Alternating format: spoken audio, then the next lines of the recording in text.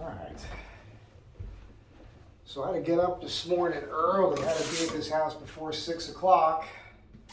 My client was going out of town. She asked if I would help her with her kids. Get her kids out of bed and feed them and everything and get them off to their camp for the day. My client and I have become very close, good friends and all that. Okay, and I already know these boys, and I'll show you some at the end of the video. We were doing Legos yesterday, and they made a Lego version of me. I mean, I helped. It was kind of it was their idea to make one. They're like, you need one, let's get the stuff. I was like, well, it's got to look like me. Which to them, they're like, oh, we got the perfect one. They pulled out this little block. They pulled the front off, and there was a guy behind bars in jail. They thought that was hysterical. So this morning, it's like herding cats, by the way, an 8-year-old and a 10-year-old in the morning. It was like the Marine Corps. I didn't want to go in there with the garbage can beating on the lid, but I was very close. But I did give him a little bit, let's go, let's move, let's go. And they were just saying these things. I was like, what? And stuff out of the blue. I'm not making any suggestions with them for conversation, And I don't even want to get too into it. One of them said, for some reason out of the blue, Fox News lies. I'm like, where are you hearing this? Why are you even saying something like that to me? That's not even, we're not even talking about that. Like, look, not every adult's going to tell you the truth. Like, just an interesting thing, but they're always asking me questions about guns and stuff because they're kids, they're boys, and they play with Legos that have firearms and everything, and they pulled out all these military vehicles, and they're asking me all these questions, and then they're like, well, why do you have guns? Because they know I do. And I said, well, the Second Amendment. Never heard of it. I said, well, the Revolutionary War. Never heard of it. I said, George Washington, Ben Franklin, Thomas Jefferson, John Adams. The 10-year-old said, well, I have heard a couple of those names before, but I don't know anything about it.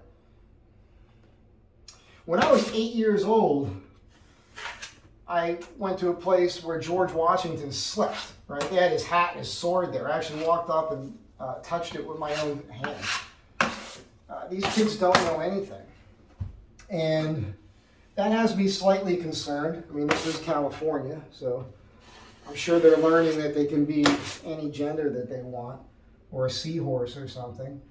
But I had this epiphany while I was working, and I remember during COVID where it was all online, and there was a lot of this hemming and hawing about teachers. Like, so the parents were actually finally hearing some of the stuff that teachers were saying to these kids, and they started getting upset about it. So, like, a lot of people have continued to homeschool their kids. And it just made me think. This is just an idea, just a thought. I think, the technology exists where there could be a live feed in every classroom. You, as a parent, imagine how powerful that could be. If while you're at work, you got a break for 10 minutes or something, and you just tune into the teacher's classroom to see what's going on. Because you might see your kid acting like an animal, and being unruly and everything, and that would be good. But you also might see and hear nonsense, right? The nonsense that they're programming your kid's brain with. And to me, this is your tax dollars here. It's your tax dollars that are paying, my tax dollars. I don't even have a kid that I know about. That are paying for this, and I think they should be watched. I think that any teacher that thinks they're doing a good job shouldn't have a problem with that. Because it would change a conversation. Because you could say, hey, wait a second. That's not right. And then you'd have something to talk about at parent-teacher meetings or whatever. And it might help. One of my biggest gripes about the teachers union thing because you can't get rid of bad teachers. But how do you know if they're bad? You know, I remember things happening in school when I was a kid, and I'd come home and tell my mom, and my mom wouldn't listen to me. She wouldn't believe me, and I wasn't lying to her. That was back when you could hit kids. I got beat in front of the whole class when I was a little kid one time, and I told my mom, and she didn't believe me.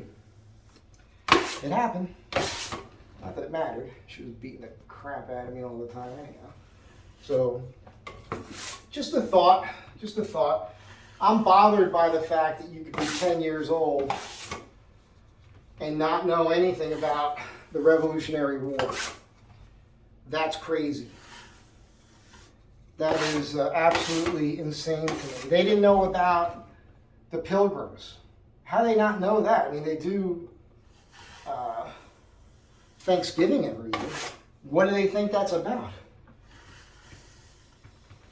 Right? I don't know what's going on. But anyhow, what do you think? Live feed in classrooms? I'm sure if you're a teacher, you're going to be against that one.